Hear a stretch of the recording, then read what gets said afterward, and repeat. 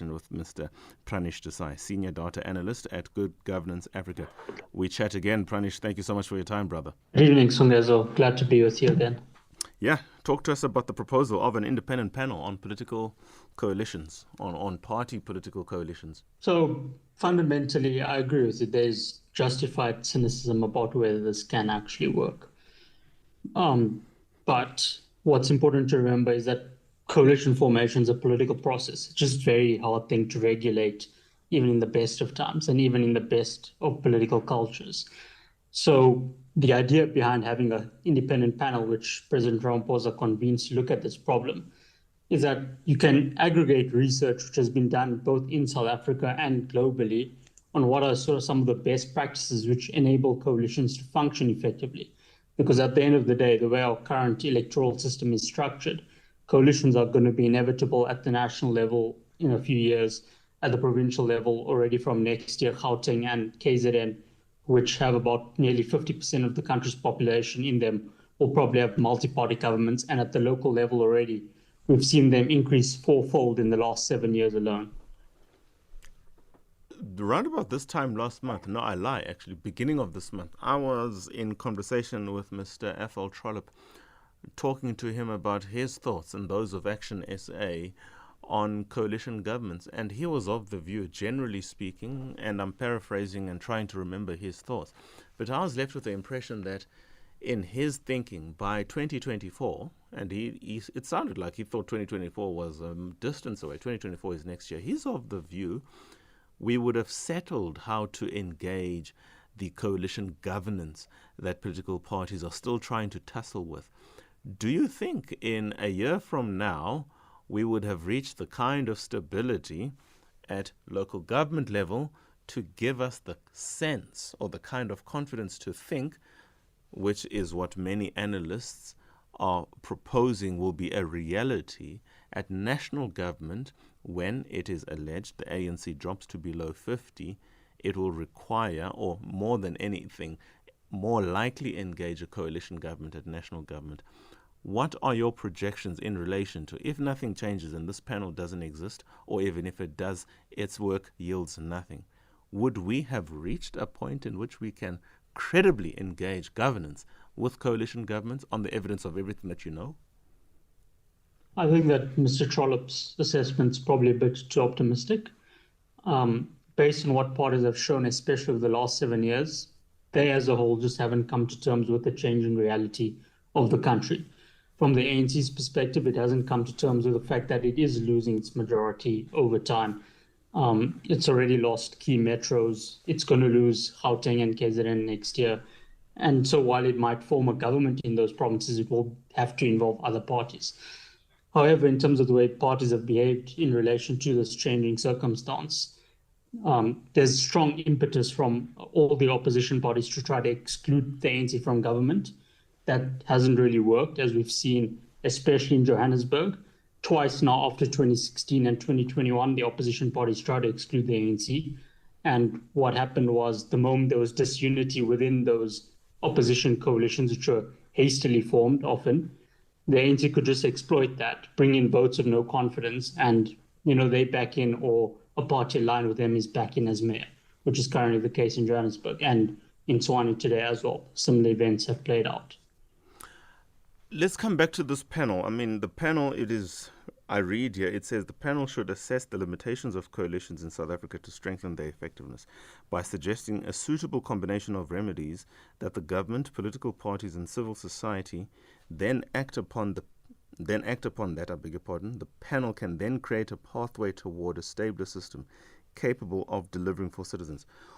What is it that the current political framework cannot do that this one would be able to do? In other words, I don't see any legislative support or some other instrument that supports this. It really is an assessment of the reality on the ground, and the panel being the proposed solution to attend to this. But it's still it's ordinary men and women drawn from the South African society, which especially requires critical participation of the politicians and the political parties, broadly speaking, themselves. The ground right now can achieve ultimately what the panel wants to achieve or is proposed to achieve, surely. if they want to. So yeah, if they want to. So the thing is, there has been a lot of research on this in South Africa. How can we make coalitions more stable? And the remedies can't be purely legislative because it's hard to just regulate politics. The idea behind a panel is essentially give more sectors of society a voice in how parties can function to make the system deliver. Now, across the world, there are generally two elements which enable coalitions to function more stably. One is a conducive political culture which emphasizes cooperation between parties, and the second is, basic legislative framework which encourages stability and transparency. So, in terms of the latter part, things that you might see come into play there are requirement that coalition parties, once they've come to an agreement, publish the terms of that agreement. That just gives citizens and civic society and business a barometer according to which to measure whether political parties are participating in that or not. It also can help you identify more clearly who's breaking away and disrupting coalition processes and who is not. In terms of a conducive political culture, that's where parties themselves have to find a way to deliver for citizens. Now, in the long term, I have no doubts that eventually parties will begin to do it, simply because political parties are a reflection of citizen sentiment. And if citizens get frustrated enough, they'll eventually make the message known to political parties that, we need a different approach from you. Unfortunately, given the reality of South Africa, we can't really afford it to come from political parties only. As we say in the article, governance has suffered in places like Johannesburg because of all this uncertainty. Since November 2019, Joburg's had 6 different periods of municipal administration and 9 different mayors. And what that does is it, increases political instability, of course, but beyond that, it also increases uncertainty among municipal officials. They don't know which actions to act upon because they don't know who's actually in charge. Then as a result of that, accountability is blurred because we're not actually sure who's responsible for what. And as a result, service delivery suffers. In a couple of AG reports now, Auditor General reports, the Auditor General's office has mentioned that coalitions have seemed to have an effect, especially when they, ill-formed and not formalized in any tangible way on even things like financial administration, because decisions are made, bad planning sets in, and given the context of South Africa as a whole, where we need to improve the lives of millions of citizens, it's probably not enough to just wait for political parties if that takes 5 or 10 years for them to just figure it out on their own. So a panel is one way in which President Ramaphosa can set aside a panel of experts, which would have political parties represented in some way, to have a look at that, but have other sectors of society represented in it so that we can have a more productive system that can function across local, provincial, and national government. Let me ask this. Would there be a need for a panel if, for instance, City of Tshwane and City of Joburg, because these are the political hot potatoes that are, and to an extent, but a lesser extent nonetheless, Nelson Mandela Bay, had mayors who were sworn in through these coalition arrangements and completed their terms? Would the argument that you're advancing for the establishment of the panel still persist? Perhaps to a lesser extent, but these are high-profile failures of them, and it's now two local electoral cycles in a row where we've seen it. Okay. And here's why I'm asking the question, though, Pranish. Nothing is going to change by the existence of the panel, which can only ever make recommendations to Ramaphosa.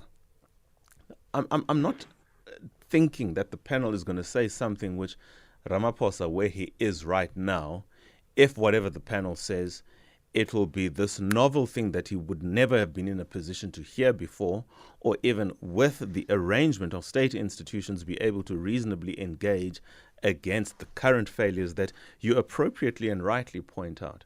In other words, there is nothing that prevents, between the framework of the Constitution, the MFMA, the Municipal Structures Act in particular, and the broader instruments that talk to public administration flowing from 195 of the Constitution, there is nothing that isn't available to correct the status quo other than simply the fidelity to the rule of law and their commitment to public service on the part of the political party and the politicians in these respective councils. That, ultimately, for me, is where the answer lies. We can't institutionalize our way out of this problem because the problem is beyond institutional setting. No, so I agree with that aspect. Where the panel helps is that it does just simply bring more voices into the conversation. And also uniquely, a lot of the research that's been done on coalition formation, it's inaccessible to citizens and that unless they decide to pay for it. If it's in academic journals, it's books that have been published. By contrast, a panel would publish its findings readily available and freely available. So it's then a reference tool according to which you can normatively judge whether parties are going in that direction or not. I agree that a panel itself will not solve the problem. It's what citizens, civic society, business, and political parties decide to do with the panel's recommendations. And that's why I think it's important to just have something that gives more sectors of society a voice than just the current system where political parties are sort of trying to figure it out, but not really fall into the same patterns of behavior after elections, trying to explicitly exclude parties from government, despite the fact that these parties, have significant representation. And then, these other parties that have been excluded, particularly the ANC, then essentially holds a grudge and is just trying to kick out whatever weak coalitions been put in place that has excluded it. So there just needs to be a broader reflection on behalf of parties and South African society as a whole on how can we make this work, because it's hard to deal with a lot of problems if you're just politically fighting over the most basic of things. Sure. Mr. Pranish Desai, Senior Data Analyst at Good Governance Africa, on the other side of this very short ad break returns, where we will continue this conversation, and that is, does South Africa need an independent panel on party coalitions? Certainly, if Pranish is to be believed, the answer to that question is yes.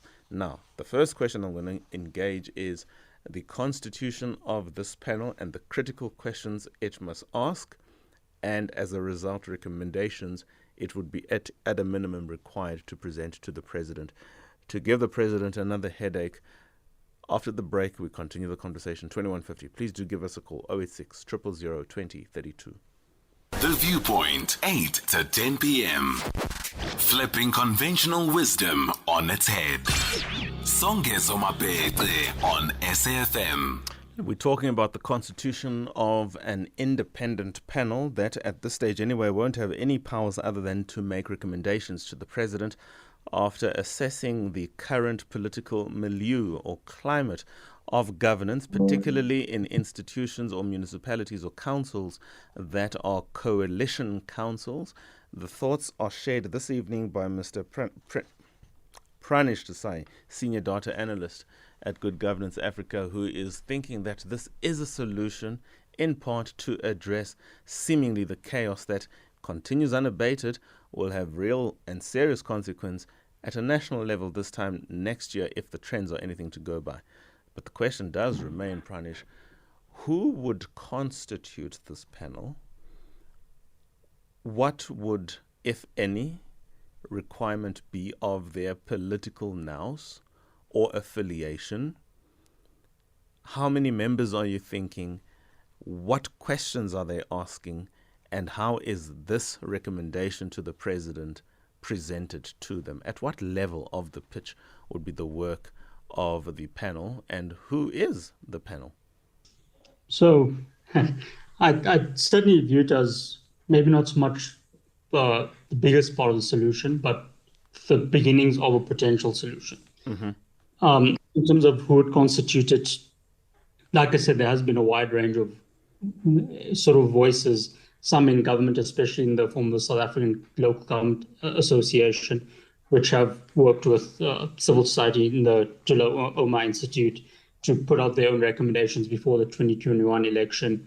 The Mapungubwe Institute for Strategic Reflection has put out their own work on coalition panels where they wrote a book, edited a book inviting a range of authors from across the continent and across the country to, have a say on this matter. Also, before the 21 election, my own organization, Good Governance Africa, has quite a strong footprint in both local government and riding on coalition politics. So there'd definitely be a civil society element to it. Political parties, I think, would be represented in some way because at the end of the day, they are, the main impetus within which a lot of this would have to change. And, there's also potential for some business leaders to bring their voice into the conversation to, determine what's the best way in which we can, come together, come up with a set of recommendations, which we then collectively try to act upon in our own ways and spheres of influence. In terms of what they'd specifically be looking at, in some ways it's fortunate that we do have this increasing sample set at the local level where we can see what has worked and what has not worked. And we also have the historic precedent of the Government of National Unity between 94 and 99, and also a swathe of coalition governments, local, provincial, regional, and national from across the world to have a look at. So basically, we'd be looking at the panel would be looking at why are they failing at such high rates in South Africa? What is the specific impact this has had on governance and delivering for citizens?